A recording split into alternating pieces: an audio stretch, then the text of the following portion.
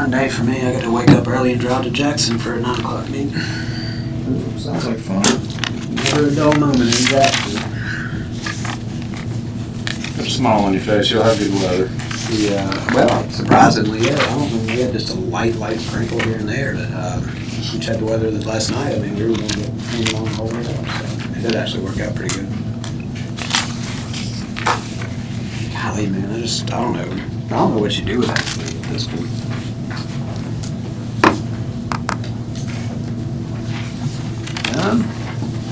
Our official city clock seems to be behind back there. Way behind. Light's green. Let everybody get in there.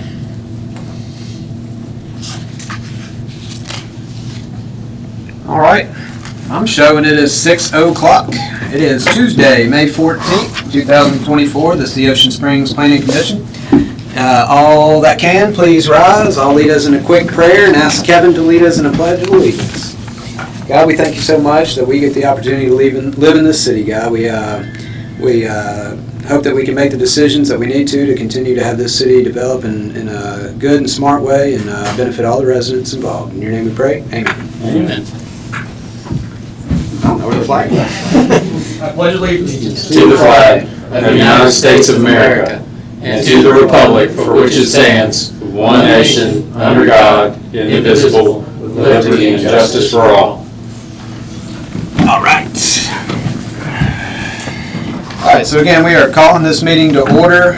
Please note all commissioners are present with Mike and Joey hanging out on the telephone with us. Mike and Joey, can y'all confirm you're there and can hear well? Present. They're accounted for. I'm here. We got them. They can't lie about it now. All right, first item is going to be item 2, approval of minutes from the April 9th, 2024. Has everybody had an opportunity to review those? Do you have any questions or comments? Motion to accept them? I have a motion to accept. Second. I have a second by Marshall. All in favor? Aye. Aye. All opposed. All right, so those will go into the record. The next item is going to be item 3A. This is old business, a public hearing. I'll read it as it is presented on the agenda. Please note, this was sent back to the Planning Commission for further review by the Board of Aldermen at May 7th, 2024 meeting. This is 114 Ethel Circle, parcel ID 61275004000 and 614600003.100. Russell Rayburn requesting to rezone from RM2 multifamily residential district to CMI10 neighborhood commercial mixed use district. Do I have a motion to go into public hearing? So moved. Motion Matthews, second Joe, all in favor? Aye. All opposed? We are in a public hearing. Carter, you gonna start us off? Yeah. This agenda item, as you previously mentioned, was sent to the Board of Aldermen on May 7th. The motion was made to send back to the Planning Commission. The applicant, Russell Rayburn, is requesting a rezone from RM2 multifamily residential district to the CMX1 neighborhood commercial mixed use district. The current use is a multifamily conversion to condos and is a permitted use in the RM2 zoning district. Property is located in the short-term rental zone where the property is permitted by right for residential short-term rentals with a cap of 55. There is currently no cap on short-term rentals in commercial districts. The applicant is requesting a change of zoning to allow for short-term rentals in all 44 units under a commercial zoning category.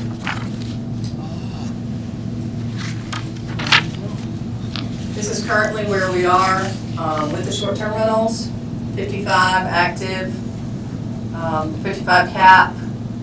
There's 51 that are currently being potential permits for short-term rentals. We're at 58 for commercial, and then citywide. This is the criteria.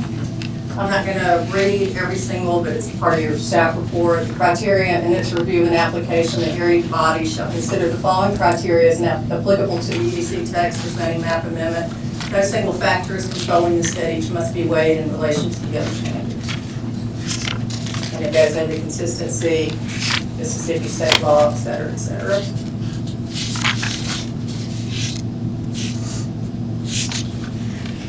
Based off the criteria put forth in the EDC, the proposed rezone does not meet the criteria for a map amendment, more specifically sections 2.15.5 B, C, D, and I.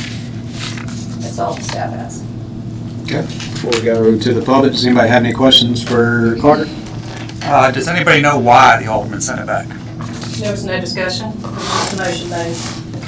I saw a note somewhere that said that there was additional information provided, and that was the reason for kicking it back. Is that accurate?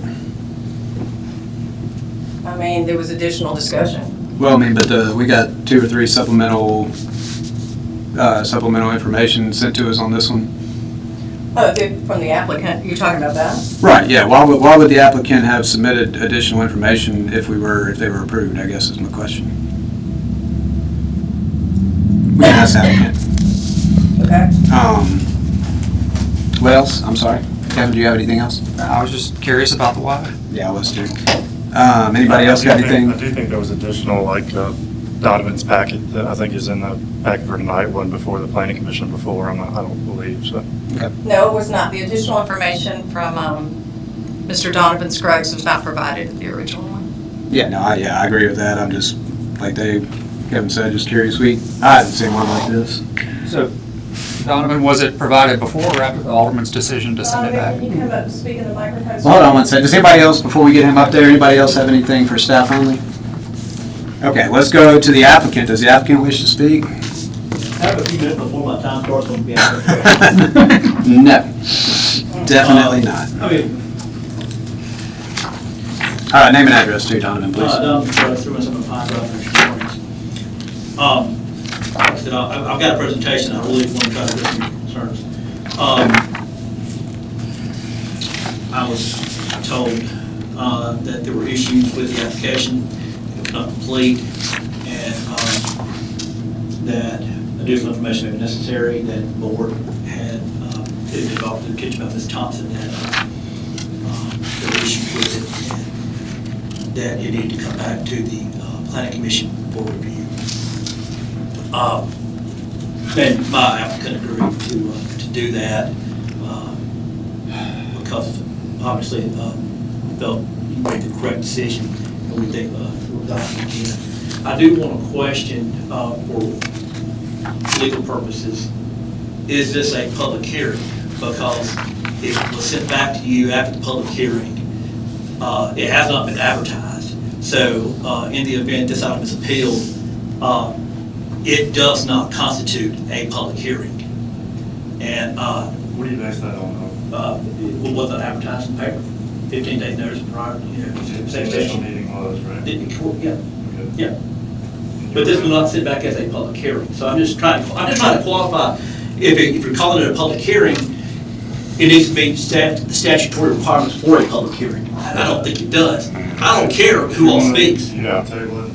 No, it's not a public hearing. It should not be a public hearing. The question is, you're saying it's not a public hearing. But we'll. You're saying it's a public hearing. On record, do you want us to not go forward tonight, publish, advertising, No. and then come back? No. Okay. No, I do not want it to go. I mean, application was made on this on February 26th. We've been the applicant's been muddling around since that time, trying to get an answer. We were very happy with the board's decision, and thought we were moving forward with that planning commission meeting. Let's go through the thing. I'm gonna start the time right now, and then the question and answers don't count against you anyway, so let's get I'll try to do through this as best as I can. All right. Next slide. Please. It's slow, sorry. Okay, I don't mean that, I just mean, you're Brady, aren't you? Yes, sir. Okay. This is a short-term area that the use that have popped up in the area. I'm going to look at all these single-family short-term residentials around there in Porter and some of the neighborhoods. Also, the Beach Motel and the Roost Hotel have both been constructed in the past few years. Next slide, please.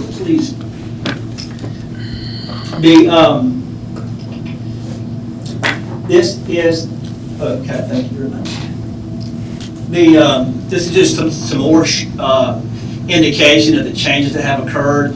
When you look at the proximity to this property, there are a number of changes within this immediate area.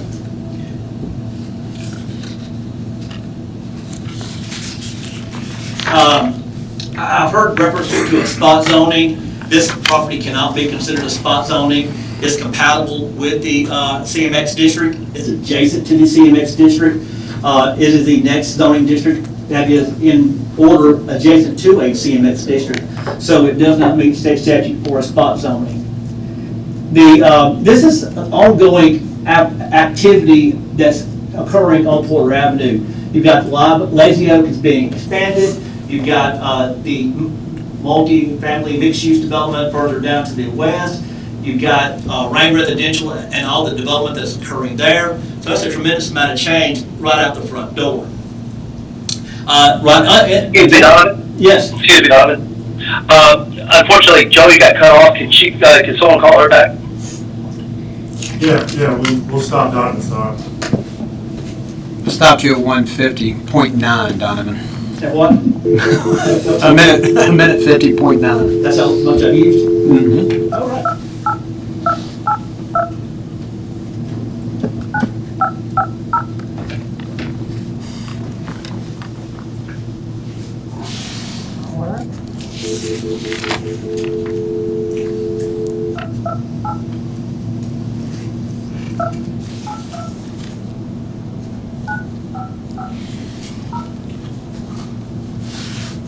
Y'all read that, I don't have to. That way it's gonna take up less of my time. Well, it's about paving.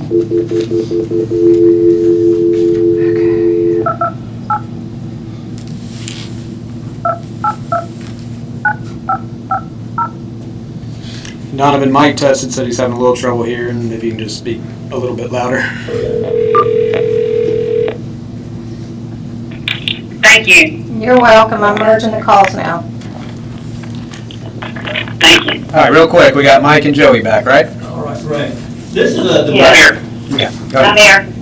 This is the Moran building that is on the south side of Porter Avenue. And what's interesting about this property is it actually exceeds the C1 requirements, which is, I think, 3,000 square feet. It's an 8,000 square foot building. And it also has basically a 0-foot setback. So when this was constructed, it did not really meet the C1 requirements, which is what this property has been for a number of years. That, in essence, is similar to a rezoning.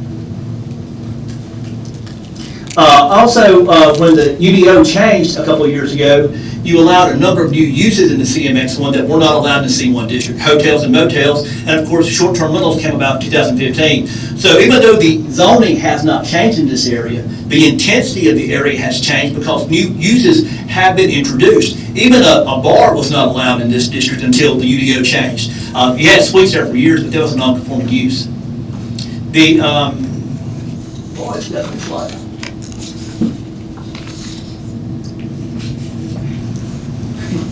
All right, there's some more changes. Oh, gosh.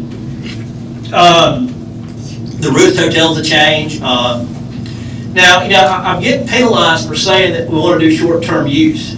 Not supposed to say that, but your application says, describe the intended use of the property.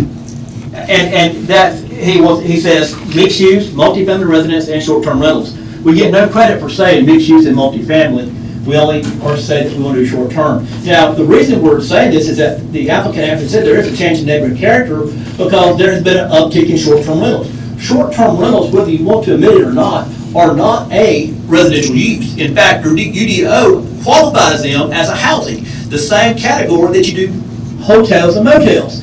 So these are not simply additional housing units, they are a whole different use. And this is where your UDC actually places them. Now, another interesting thing that seems to be missed in all this is that the UDC actually calls short-term rentals a permitted use in the RM2 district. It's a permitted use. And the definition of permitted use is I can have this administratively. A public hearing is not required. The short-term rental ordinance says you go back to the requirements of the district. So to me, if we want to do short-term rentals, we should be able to do those in the RM2 district. I think that almost qualifies as a mistake in zoning because it definitely is not very clear. And I've been reading ordinances for a very long time. I'm confused.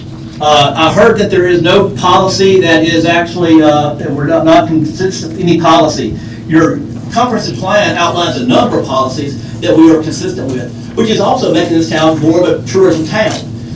Providing more activity in the CBD is something that we strive to do because we know tourism actually generates sales tax, which generates money for everybody. these are the policies, there's a lot more in my packet that I provided to you. Somebody who we all know very dear to our heart, Kenny Holloway, actually said, people say, well, all year long, they love the city we call home. That's because we want them to come out here on vacation. We don't have a big hotel. Right now, if you want to stay in Ocean Springs, you almost have to stay in a short-term rental. Public need, I've addressed it here. And then finally, we're going to say, I did throw this out. There's been some discussion about the property, the rezoning being too big and actually going too far south. So what we've actually proposed is that we could do only the northern portion of the property as a CMX1. This allows only 65% of the units versus all of them, so it would be a decrease, and that way you're not having short-term rentals farther back on the property.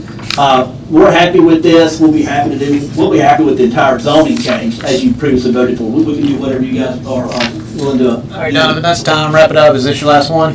That's my last one. All right, wrap it up and we'll go to questions. I'm sure we got some. Wow, I did 5 minutes. Perfect. All right. All right, anybody have any questions for the applicant? Yeah, Donovan, so was the additional information submitted before the Board of Aldermen meeting or after? We submitted a packet called Supplement 1 before the meeting. Okay.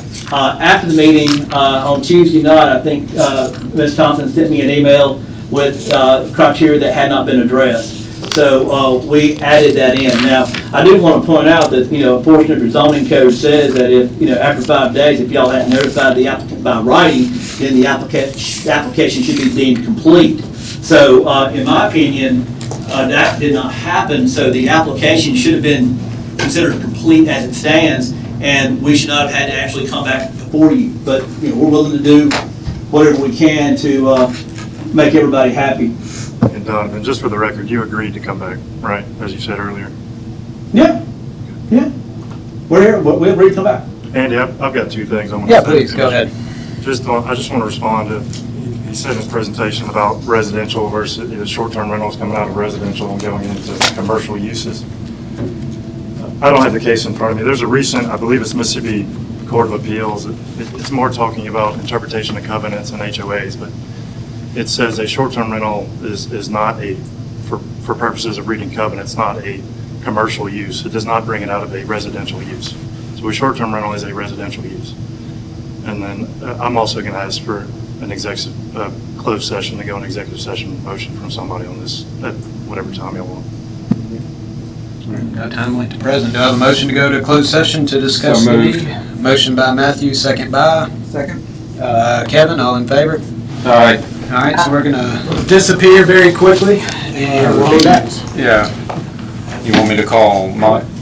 Don't forget to say good. Yeah. I'll call Mike and you call Joey and we'll put there. How about? Yeah, we can just clear the room for 5 minutes and, We're still live streaming though. We could probably get Amber to pause. let's just go. So Yeah, somebody, sorry guys. Okay. cell phones or something. I'm hanging up now, waiting for the call. Okay, thank you. Carter. Okay. You want me in there? Okay, sorry.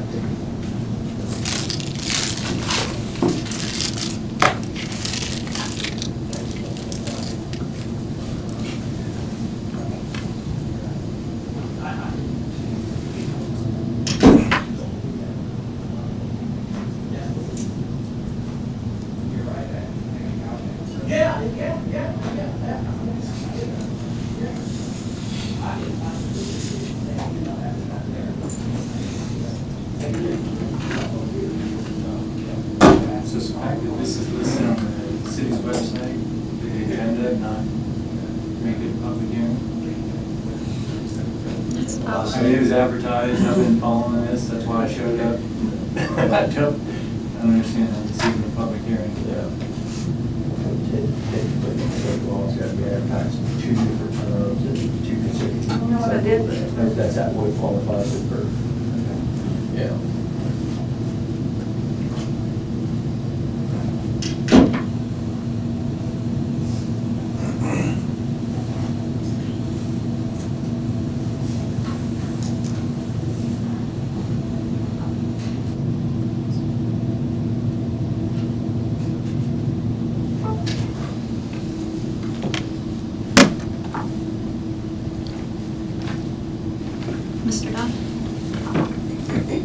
Why don't you download a copy of it for the minutes, Okay. for the packet? That way, I don't have to provide it to you. I'll look at it like this. Yeah. I'm sorry? Yeah, I buy them in bulk. Yeah, that's what we do too. Everybody requires it now.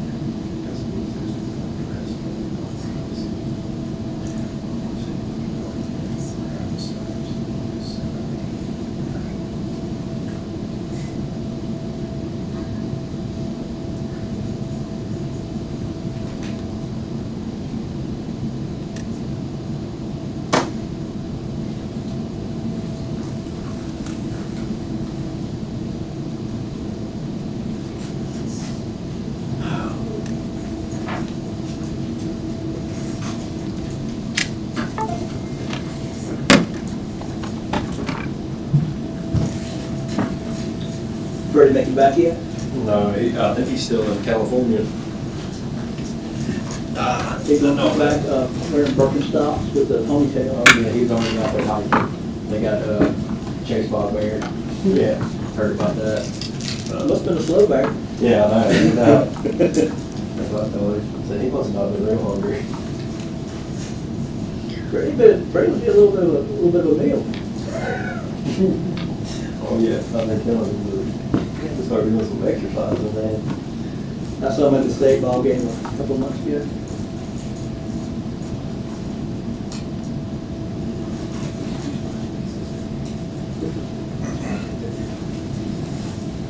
Rusty,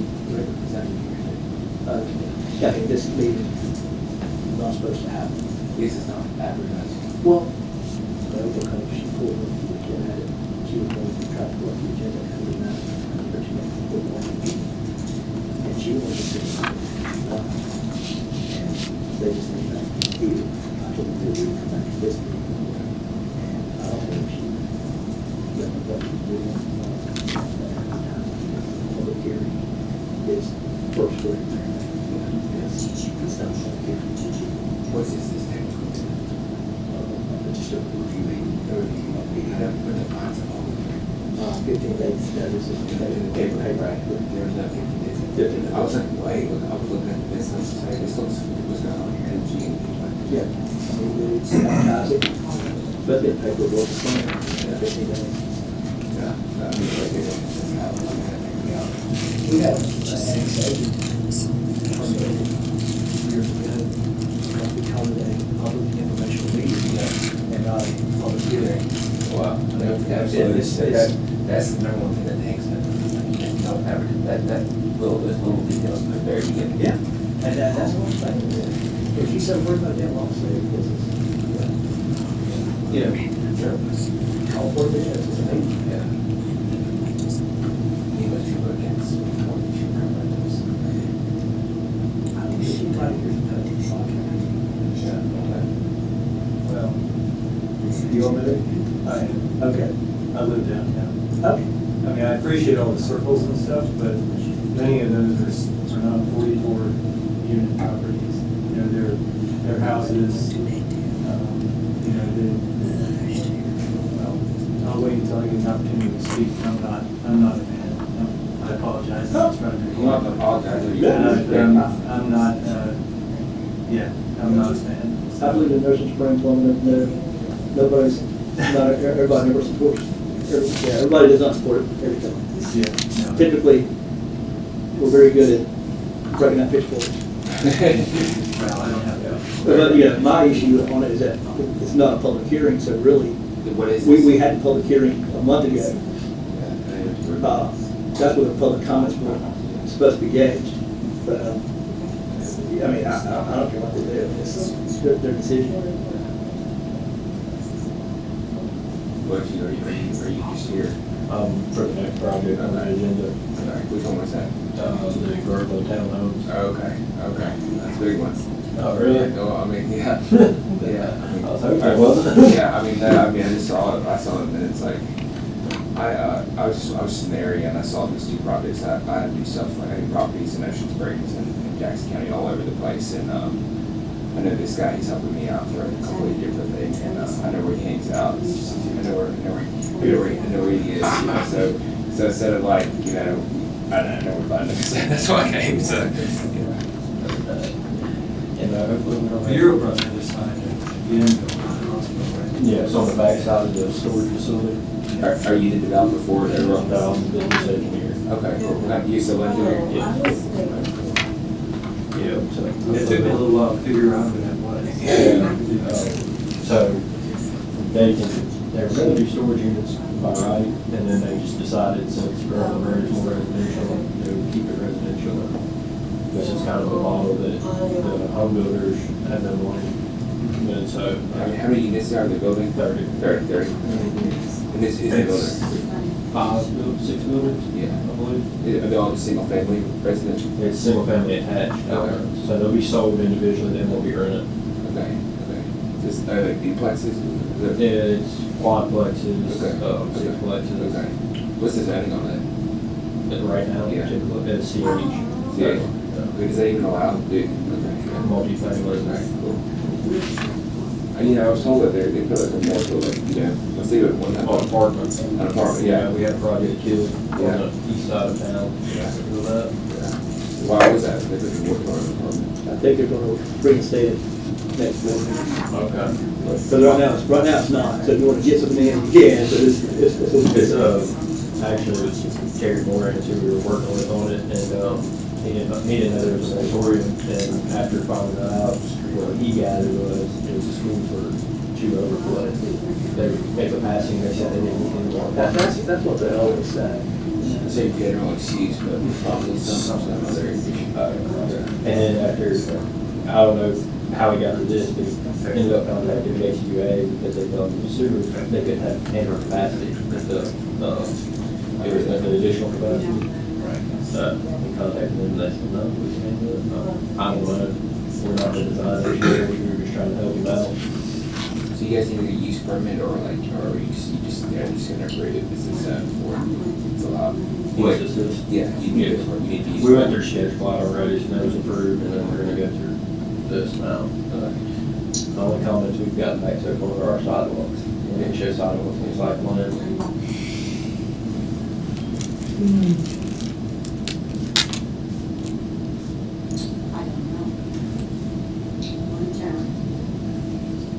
I got my issues with Jackson County zoning, like I got my issues there, so I live in Ocean Springs, I do stuff, but places, some in both Jackson County and here, and I just wanted to observe like how they did their stuff, like sometimes those zoning laws can be pretty interesting, like they're very like interpretive, it's complex, like how one person defines one thing, how another person sees another thing. And so it's just to figure out, it's very like stimulating to figure out the best use of like what's really going on and how do we define like character of the community, how do we make or how do we support an argument like for or against a particular element. So I'm just here for the theater, I see them angry, but When I worked for my last employer, I had to go to these meetings every week. I was playing and saying, You pick up a lot of stuff, don't you? You went before you went for your. Oh, sure. Okay. Yeah. Okay. I worked for them for a year and a half, almost 2 years. They were the city engineers here. Right. That's over our side of Virginia. Yeah, I was with Freddie when I was senior over in Jackson County out there. Right. We were over there for that, Serene, that big town hub development on the interstate. Okay. That was a fun too. I think up until after January, I'd been there every one of those for over a year. So, did a lot of work over there. Yeah. people want to develop a road in Dallas County, you know, north of the interstate, right south of the interstate, in our little area. Yeah, the road is pretty crazy. And, it's all in the southwest area. I've crunched numbers and looked at it, it's crazy. Everything outside of the hospital, anything north of here. Nothing else. I mean, 78% of all development in the county is occurring. And 17% of the geographic area. Yeah, this is nuts. It's all like right by the Clover Road, Daisy Meadow Street, that whole little section right there. Well, Daisy Vesper, the neighborhood character has not changed. Yeah. For the board of supervisors. Yeah. It's nuts.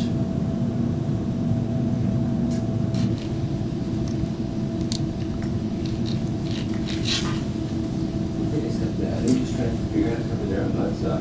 What they discussing. There's advertising, trying to figure out what this.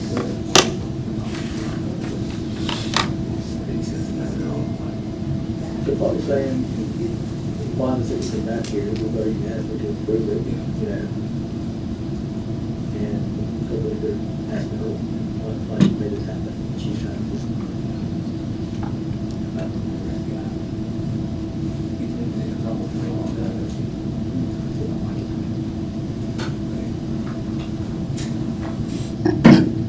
That's right.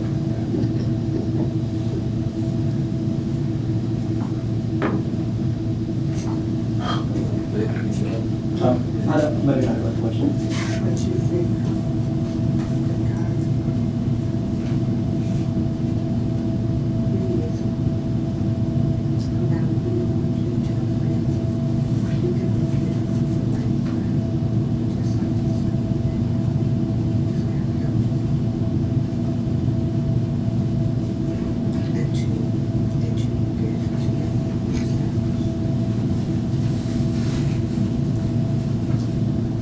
So you're against what's going on here? Yeah, I mean, that's. Yeah, I'm not in favor of it. That's really dumb. Yeah, but, you know what?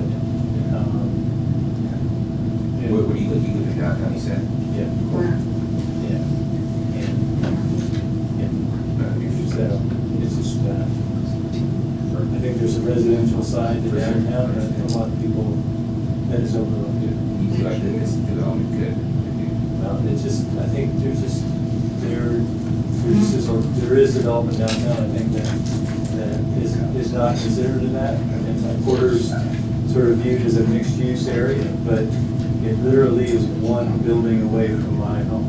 You know, and I think, and if you talk to enough people that live on Bowen, you know, that live off of government, you know, and what government, living off of government is like. The idea that living off of Porter will become that is not something that I welcome. And, yeah, and I appreciate there are other properties that haven't abided by those rules, that have bent the rules, and that, you know, that aren't zoned for their current use. But, you know, I also don't think that there should be precedent set by anybody coming in.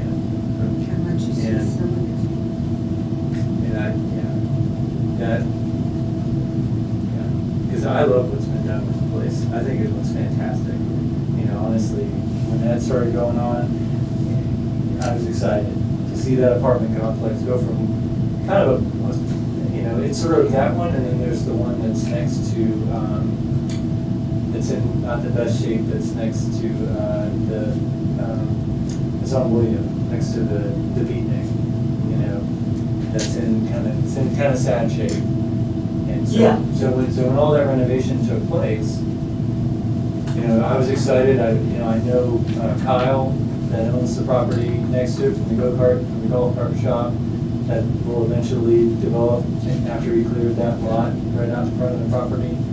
You know, but the sign that was out front was basically affordable living in downtown. You know, and when you open the property up to short-term rentals and investors, I think you take a lot of opportunity away from folks that want to live downtown. Because right now, you know, I was lucky enough to get into downtown. I could not afford to live downtown now. And I know a lot of people that cannot. I moved in 4 years ago. And in 4 years, I can no longer live downtown. So when I see, you know, 250 of condos going up downtown that are literally at the bottom of the market in all of downtown, and anytime I mention to anybody that I live downtown, it's just like, oh gosh, man, I'd love to live downtown.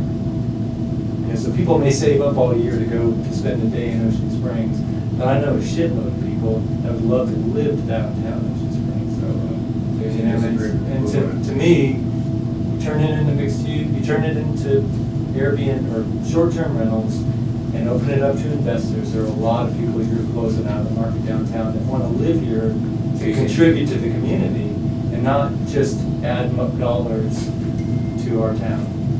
If I hear investment, I mean, I hear that so much. You know, and I'm not, there's no pitchforks, I apologize, but it's just, you can't, you know, those people, they add money to the city. I love bringing my family here, they love it here. My mom lives in St. Petersburg. Every time she comes up here, my mom wants to move here from St. Petersburg, Florida, because of the culture that we have and the community we have. And you know, and like right now, my mom, you know, it's just to me, you know, the city has a cap on short-term rentals for a reason, and for me, to me. When I read the application and the comments by the staff, it all seems to basically be an attempt to circumvent the limits the city's put on short-term rentals. I can do a reason. And I don't want to argue with it, but that's what I see. But I also see people wanting to live here. So you're saying that should be short-term, people should be for food purposes for. It should. Because I know people that can afford to do it, but if they're bought out by investors.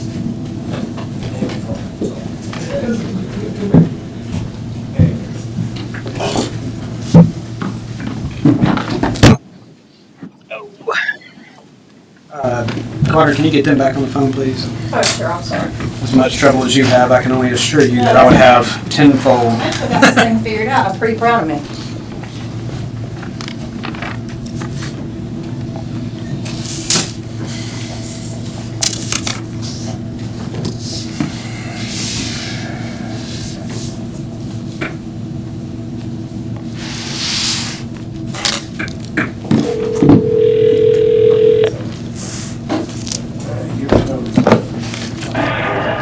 This is Mike. Hey, Mike, mute your phone, please, so I'm gonna call Joe. Mike, can you hear me? He's having trouble with my phone, too. Mike? Anyone there? Mike, can you hear me? That's weird. Hello? Mike, can you hear me? I don't hang up. Mike? It's really weird. I'll try again. Thank you for indulging our technical ease. Probably should have just told him to stay on the other line, you know? Well, that's true, I didn't think about it. I didn't either.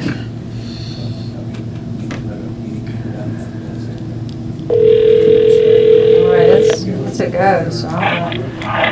This is Mike. Hey, Mike, can you hear me? Hello? Joe, I'll make On his end. Y'all wanna call them on your cells? I'll call. Mike. Sorry. I wouldn't have any Does anybody have, can somebody call Joey at 228-282-9550? You want me to call him? Yeah, I tried on that one. Mike was having trouble when I called him. I don't get the best reception. I got Joey. Okay, let me call Mike back. I'm gonna add Mike. You gonna add him on that? Yeah. Oh, okay, thank you. What's his? Oh, I'm sorry. I got it. No, I got it. Mike is 228-547-1045. All right, everybody, while we're getting them back on the phone, for the record, there was a motion made to go into executive session to discuss potential litigation. No action was taken in executive session. Did I hit all the high points? Will? We can hear you, Mike. Can you hear us? I made the motion and. Wait, hold on. Sorry. Tell him to call you right back. Hey, Mike, give me a call back. Yeah, call me right back. Let's wait to make the motion when he comes back. Sure.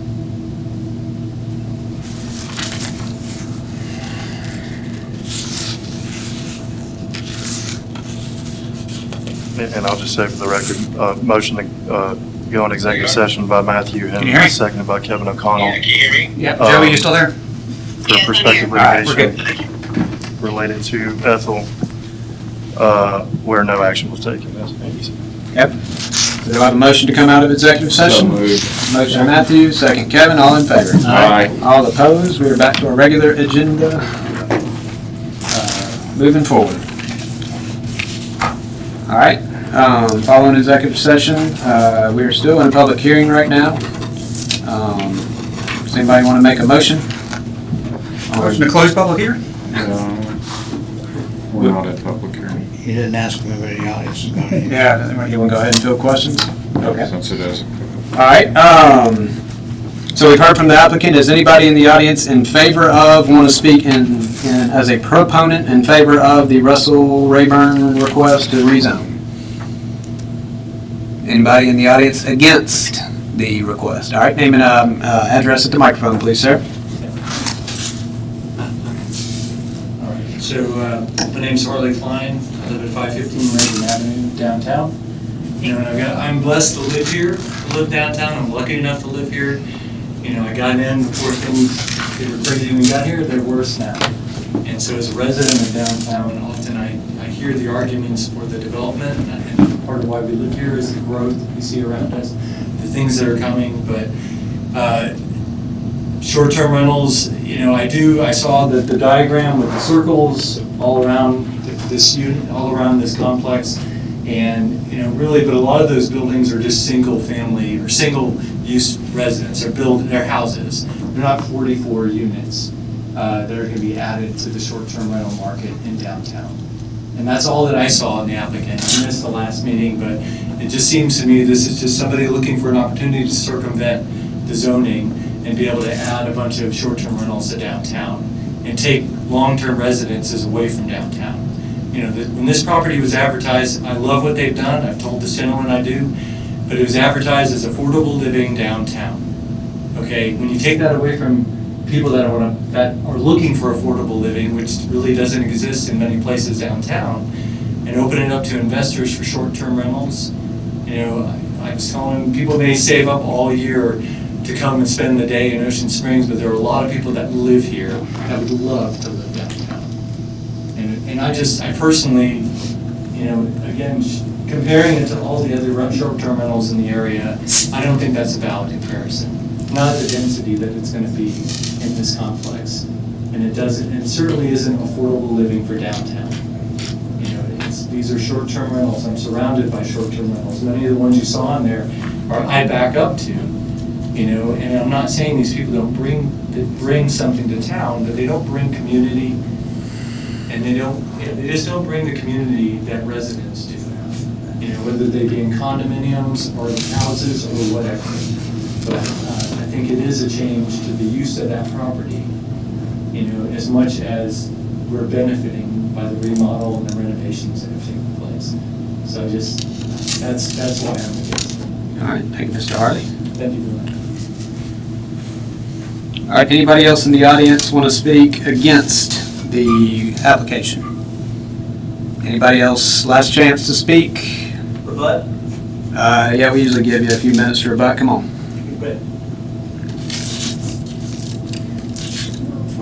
Donald Spruce again, 079 Drive, Ocean Springs. You know, once again, we kind of talked about the whole process of circulating the ordinance. Think about that, guys, and tell me one time somebody has come before you with an application to do multifamily, to do a hotel, to do a commercial development, that is not, in a sense, trying to circumvent the ordinance. The existing zoning does not work, so they have to come to you and ask for a rezoning. I'm asking for a rezoning. That's what we're doing. And unlike these popping up in the middle of residential areas somewhere else, this rezoning is based on what state statute requires, a change in neighborhood character. We are consistent with the comprehensive plan. I've listed probably 20 policies that say we are consistent with the comprehensive plan. I saw nothing that was provided in the staff report that really indicates that there has been no change in neighborhood character. This property is adjacent to the Moran site, it's adjacent to Porter Avenue. We did say that we will limit the amount of area zone CMX1 to just that front portion. That reduces it by 35%. And keep in mind, just because you're zoned commercial does not mean you cannot move into this unit and use it as your own unit. It doesn't. Nobody is required to move in and immediately start renting it. They can move in, they can buy it, and they can keep it as their primary condominium. There's a number of uses on the Gulf Coast of Alabama where people own condos but don't allow them to be VRBO. So just because you're living in a commercial district does not mean you're necessarily going to be using it for short-term rental purposes. I believe this area is where short-term rentals belongs. I believe there were hotels and motels belong. It's on Porter Avenue. It's essentially adjacent to our downtown overlay district and adjacent to our Porter Avenue district. I think you guys nailed it last month when you said that we did meet the requirements for a change in neighborhood character, and I hope nothing has changed. Thank you very much. All right, thank you, Donovan. All right, so we are, do I have a motion to close public hearing? All right, motion by, I'll say Kevin, second by Joe. All in favor? Aye. All opposed. All right, we are out of public hearing. Any further discussion? So I think, based on the fact that there may be a problem with not re-advertising this property, and that may pop up in the future, I recommend that we table this so that we can re-advertise and make sure all our i's are dotted and t's are crossed. Okay, so I have a motion from Kevin that we need to re-advertise, second by Joe. Do you want me to do roll call on this with them on the phone since it's a real motion, if you will? All right, quick roll call. Motion is to table for proper advertisement. Kevin? Aye. Marshall? Aye. Matthew? Aye. Joe? Aye. Joey? Nay. And Mike? Nay. All right, so that will carry with 4-2. So that would be re-advertised. Can you give us the time frame on that, Carter? Is that going to be in time for next meeting? Can't be any less than 2 weeks. So it should be on the next meeting? Yeah. Perfect, great. All right, so that'll be back on whatever month comes after May. I think that's June. I know the answer to the other question, let me know, but can I ask a question? I'll allow one question. This was not sent back to this body for a public hearing. It's on my agenda as a public hearing. I understand, but that is not the way it's sent back to the body. A public hearing and a review meeting are two entirely different things. Donovan, you raised this issue yourself. Thank you, Don. Yeah, all right, guys, I appreciate it so much. All right, thank you. All right, moving on to new business. Item 4A is going to be a public hearing. This is Groveland Road, parcel ID is 601-273-30100, 24-hour storage LLC. The second part. We have another. 1822 15th Street, Suite A, Gulfport, Mississippi 39501, requesting approval of a preliminary plat for a 30-lot subdivision called Harper Grove, located on Groveland Road and east of Ocean Springs Road. Do I have a motion to go to public hearing? So moved. Motion Joe, second Marshall, all in favor? Aye. All opposed? We are in a public hearing. Carter? This is a preliminary plat for a 30-unit, 2.56 acres. I was trying to pull it up. I had a PowerPoint on it, but it's not pulling up. A 30-unit attached townhome community. There's a couple of stipulations. Staff recommends approval. They're meeting the density. They have met all the requirements of that particular zoning. Trying to summarize this as best as possible. It's RM2.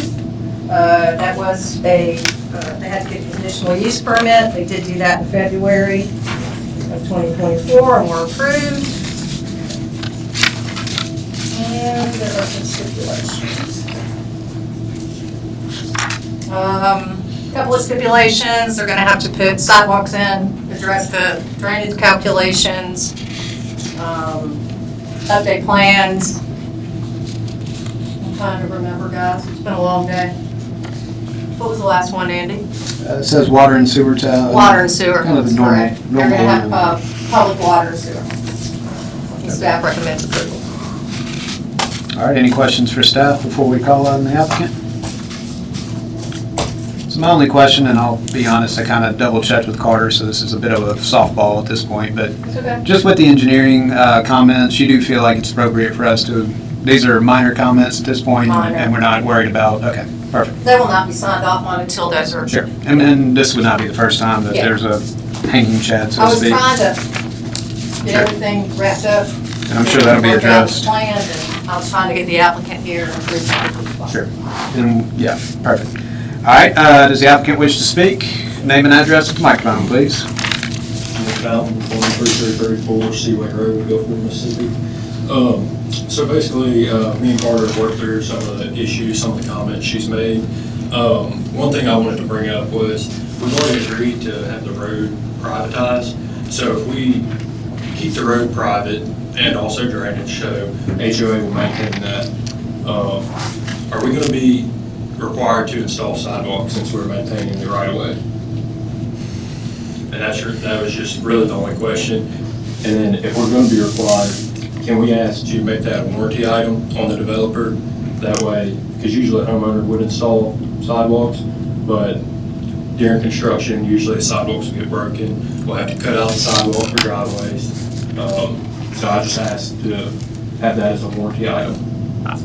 I don't know the answer, so I don't want to give you the official planning commission answer. I mean, my opinion is I would be fine with it as a warranty. Carter, do you know if that's allowable? It's really required that it be shown on the plat. It's a requirement of the section of the EDC, which I can't quote off the top of my head right now. Right, but if they show it on the plat and then give us a warranty bond to say, we'll do it, but he's absolutely right, sidewalks Yeah, I mean, it get needs to be destroyed. shown on the plat, and if they want to show it as a warranty bond, then that's fine. I mean, they don't have to build it right yet, but I don't want it to be left up to the individual condominium owners to build a section, a section, a section, a section. Yeah, I think the warranty bond would prevent that, so.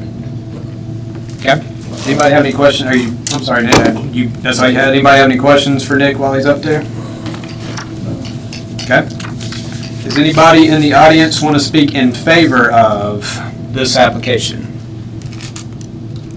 All right, anybody in the audience want to speak in opposition to this application? I'm going to do the last call for any public comment on the Groveland Road preliminary plat. Going once, twice, sold. Do I have a motion to go out of public hearing? So moved. Motion by Matthew, second by Joey, all in favor? All opposed? We are out of public hearing. Any further comments or discussion from the planning commission? So in the motion, do we need to put that warranty bond in the motion? Yes, if you would, Okay. please. And I would encourage. And also add the stipulations on. Yeah, I was going to say, and I think it could be a blanket to say, and all staff comments are addressed. And usually we say in advance of the board meeting, but, okay. I'm sorry. Okay. All right, so anyway, did you want to make a motion? Everybody's got comments? All right, I'll take a stab at it. Recommend approval of the preliminary plat for Harper Grove Townhomes, PIDs 601-273-30.100. Given that a warranty bond for the sidewalks is in place and all planning commission comments stipulations are addressed. Yeah, all staff comments in the report. How about that? Is that what you said? Yeah, staff comments in the report are addressed. Okay. All right, so I have a motion by Kevin to accept, provided there's a warranty bond put in place for the sidewalk and all comments are addressed. Do I have a second? Second. I have a second by Marshall. We'll do a quick roll call. Kevin? Aye. Marshall? Aye. Matthew? All right. Joe? Aye. Joey? Aye. Mike? Aye. All right, so that'll be unanimous, and that should be on, is that going to skip a board meeting for re-advertisement? Are we still talking about the rezone? No, the preliminary plat. Well, the preliminary plat should be, I just got to do a summary to the Board of Aldermen. It should be on the next agenda if I can get it on there. Okay. Good. All right, applicant acknowledged that. All right, moving on to item 5 is just general public comment. If there's any non-agenda items, Carter, I do need to mention I'd like to see the same kind of 5 minutes each type on this for the future. Same type of what now? I'm sorry, under new business where it says like applicants and public will be allotted 5 minutes each. If we can just have that same note, Put always. that on the agenda? I'm terrible at remembering to say it. Okay. But anyway, is there anybody in the audience that wanted to speak to the commission? Name and address at the microphone, please.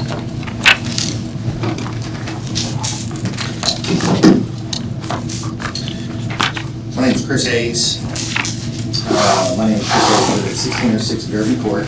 I'm also the owner of Versamax, building contractor at 2011 Government Street. I come to you and communicate correspondence we've had with the commission and or the planning department regarding a project at 706 Porter Avenue. Obviously presented with a summary on my position of the matter. The property is located in the CMX1 zone. Porter Avenue Redevelopment District, Old Ocean Springs Historic District, the Downtown Overlay District. For general clarity, the property has frontage on Porter Avenue and has 2 historic structures located thereon. The building nearest Porter Avenue is 706 Porter Avenue, and the building in the rear is 708 Porter Avenue. You will see this through some of the emails and correspondence. That's why I offer it for clarity. As you will find reference to both these in the emails. These emails I have referenced, and I can provide it to the reporter after my statements are made, if that's allowed. In a timeline summary, on August 9th of 2023, we were given a permit for selective deconstruction and removal of portions of the existing structure in order to preserve the structural integrity of the remaining historic structure. The selective demolition was submitted and approved under the plan that future renovations and additions were to ensue upon development of the design for the project. On September 8th through September 13th of 2023, the selective demolition was performed. On January 30th of 2024, the certificate of appropriateness for the historic renovation and a setback variance was requested on the property. The variance was requested for an 18-foot rear yard setback versus a 20-foot rear yard setback as defined by the UDC next to a residential district.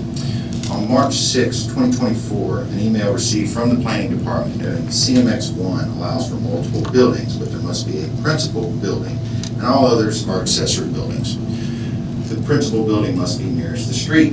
Also noted in this email, the property is actually reversed, and has been that way for many years, and that the sizes were submitted that we proposed for the renovation and addition that we provided to the Planning Department and approved the Historic Commission would review the design. At this point, we felt like we had a path forward, and we were near the end, and the building was closer than the UDC allows, even though the building was closer than 20 feet. On March 11th of 2024, a phone call was received from the Planning Department stating that the variance was noted was not needed since the rear yard setback was actually 10 feet. In contrary to the previous email, on March 14th, a phone call was received from the Planning Department stating that the certificate of appropriateness was also postponed over questions revolving around the variance and now definitions of accessory structures and primary structures in a CMX1 zone to which the property is located. On the 25th of March 2024, an email was sent to the Planning Department following up on a phone call received that morning outlining how we believe that accessory buildings are not applicable to CMX1 and ultimately noted to be applicable to residential zones only. We referenced UDC 3.7.19. Additional notes in reference to Table 3.28, the land use matrix allowing up to 21 dwelling units per acre in this zone. This property being approximately 1/3 of an acre, approximately 7 units should be possible. On March 26, 2024, there was an email to the Planning Department noting that the rear accessory dwelling is larger than the front principal dwelling, and that the accessory dwelling must be behind the principal dwelling. Additional notes or requirements were noted to be applicable, such as accessory dwelling cannot exceed 50% of the principal. At this time, it was also noted that the building could be built back to the same footprint as the original structure using 3.6.3G as reference to a historically platted non-conforming lot. This situation was noted in that email to have been discussed with the city attorney and concluded that that was the path forward to fit the original footprint. although this is very much in contrast to the March 6th email. On April 10th, 2024, email from the Planning Department noting under the current UDC, there is nothing to prohibit the rear unit from being the primary. With that, all the other requirements of accessory uses document. Additionally, this email notes that the lot does not meet the requirements to be considered non-conforming because it's larger than 25 feet in width. The email requests the plans to be submitted to show compliance with the accessory dwelling unit requirements, although that's also in contrast to the March 26th email. On May 6, 2024, email from the Planning Department noting that accessory dwelling units are allowed, but with a conditional use permit. This email further notes excerpts from the UDC on accessory buildings and how we need to comply with the parameters of the UDC and for the drawings to be submitted for review. On May 6th, an email to the Planning Department included a cover letter with our interpretation of the UDC, as well as the drawings submitted for review under those guidelines. On May 6th and 7th of 2024, an email chain of 9 subsequent emails regarding the property. The email chain primarily focused on the use of the two structures both during and after the renovations of the addition. So, in narrative summary, we've been working on this project with the Planning Department since August of 2023. Most recently, we began in January of 2024 through the present. We have received dramatically conflicting responses from the Planning Department. We've been notified that we needed a variance, then toward not needing a variance for a rear yard setback. We have been notified that the principal dwelling must be nearest the street. Then we move toward the principal dwelling can be in the rear. Through this endeavor, we've always sustained that the accessory buildings are not applicable as a constraint on a CMX1 zone land. Until one of the most recent correspondences from the Planning Department on May 6th, their position was that accessory units were not severable apart from any zoning district. Furthermore, in the land use matrix attached to the May 6th email from the Planning Department, which included an excerpt from the UDC Table 3.5 highlighting the LBCS code S1130 accessory unit, shows that accessory units are only applicable under conditional use, not permitted use. More specifically, and contrary to UDC 3.8.1, specifically prohibits conditional use, which has been presented to us as a prerequisite. We have never requested either of these structures to be designated as an accessory unit. Thus, we're not requesting a conditional use. We contend that any secondary structure on this property does not fall within the requirements of the UDC 6.3 accessory dwelling units. The definition of an accessory dwelling unit is a far-reaching term under the UDC 6.3 and ultimately would significantly limit the owner's use of the property both now and in the future, and essentially preclude any use of the property for commercial use purposes. UDC 6.3 further provides that the owner must occupy one of the structures, which would also preclude future use for both buildings under commercial guidelines. Referencing the Table 3.4 in the use matrix terminology and Table 3.5, the residential use matrix, you will note that under CMX1 accessory units are not permitted, specifically are not permitted, but rather noted as conditional use. Using the same guidelines being presented by the Planning Department, not only would the accessory units be applicable to CMX1, but also CMX2 and also CH zones. So therefore, all commercial zones would have to have the accessory dwelling unit restrictions, which we believe is exactly what this is. We don't believe this to be an accurate interpretation of the UDC. Referencing the zoning guidelines in the UDC 3.7.1 through 3.7.14, accessory structures are only noted under residential zones, not commercial zones. Furthermore, UDC 6.3.1b denotes that the intent of the regulations under this section is to assure that single-family character of the property will be maintained and that the accessory dwelling remains subordinate to primary living. This is not single-family property. There are many examples of commercially zoned properties throughout Ocean Springs that have been approved, most notably the Beatnik Hotel and the Collective. The Beatnik Hotel is comprised of 4 separate structures located within the same CMX1 lot.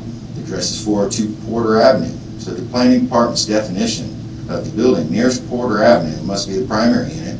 One of the other units must be no larger than 50% of the primary structure, and all the other units technically shouldn't be built. The Collective is comprised of 4 separate structures located within the same CMX1 lot. I happen to be the contractor that built those 2 buildings.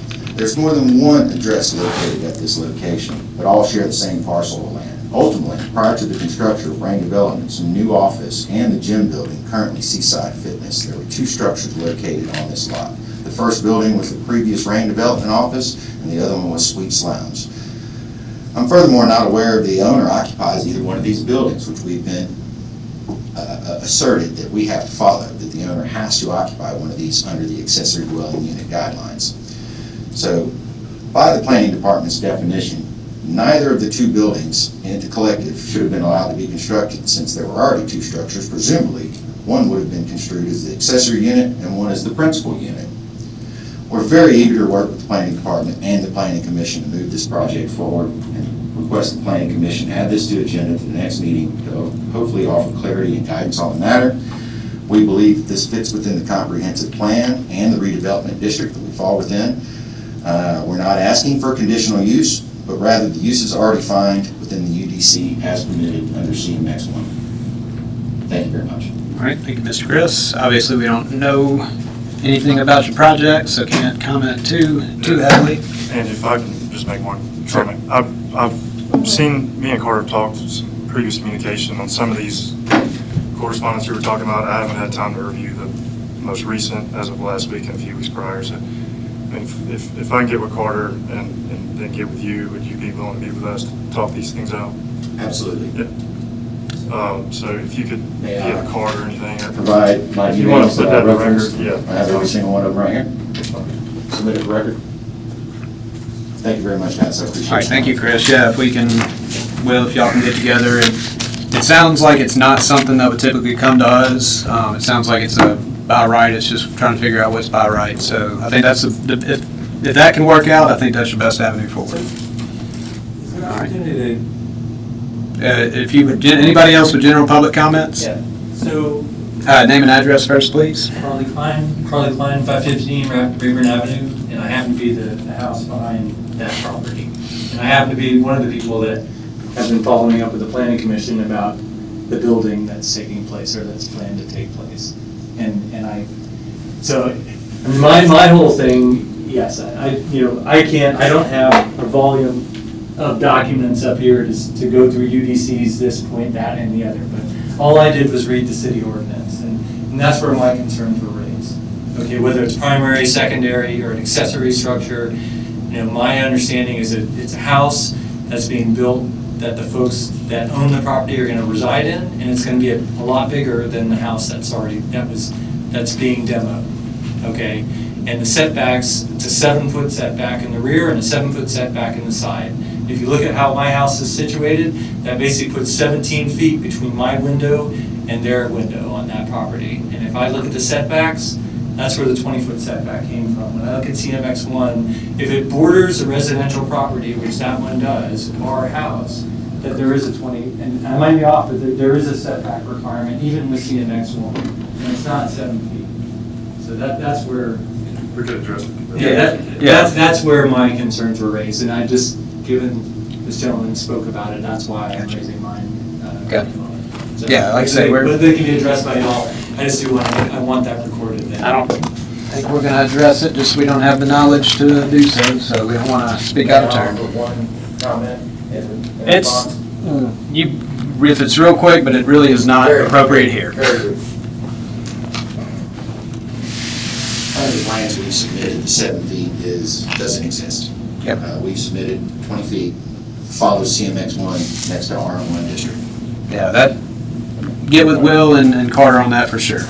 And if it does come to us, then we'll have more time to review and speak intelligibly if possible. All right, any other general public comment? Before we close that, Commissioner Forum?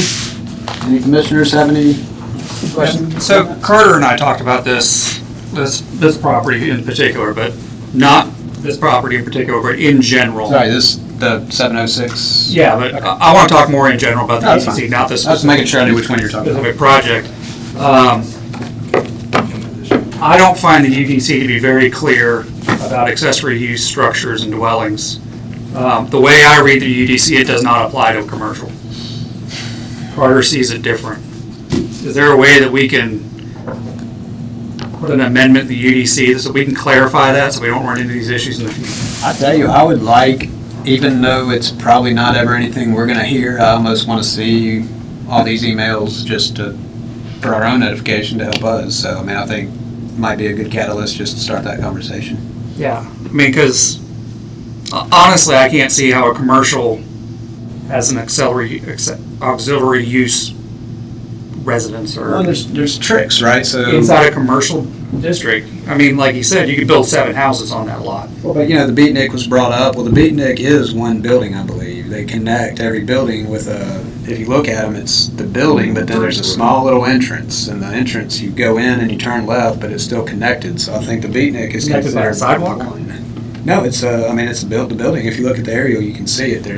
The entrance is in the back of the buildings, and the entrance, the foyer, I guess, if you want to call it, you go in and you turn and you're in your What unit. about the cottages? I mean, Well, I don't know. I think of a commercial.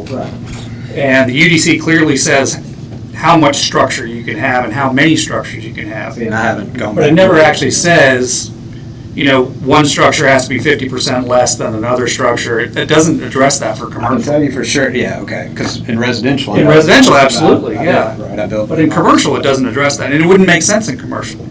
I'm curious, I'm gonna look it up now, I can't speak to it now because I haven't looked it up, but. Yeah, so I would like for us to have some venue to kind of look at it and say, do we need to amend the UDC to give clarity? Yeah, if you wanna, you don't gotta have all those, you can bring that up at the next meeting and propose language or changes or Well, whatever. I'll give it to Carter Yeah, for sure. first. All right. But yeah, I don't know, I hadn't looked at the accessory uses in a long, long time for Yeah, commercial, so. I just think we need more clarity on this specific topic. All right, anybody else on Commissioner Forum? Do I have a motion to adjourn? So moved. Motion Matthew. Second. Second by Joe, all in favor? Aye. All opposed, we are adjourned. Kelly, Mike, have a good one. Thanks, guys. Thank you so much. Yep.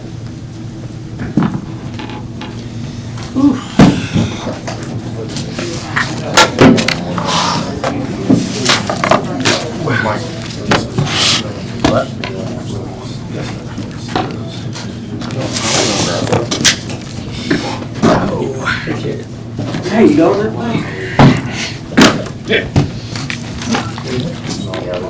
So Carter, do you want me to write a recommendation and send it to you for review? Yeah, but I'm doing a whole UDC update, it's not gonna be just that. Okay. But, it's gonna take a I'm sure.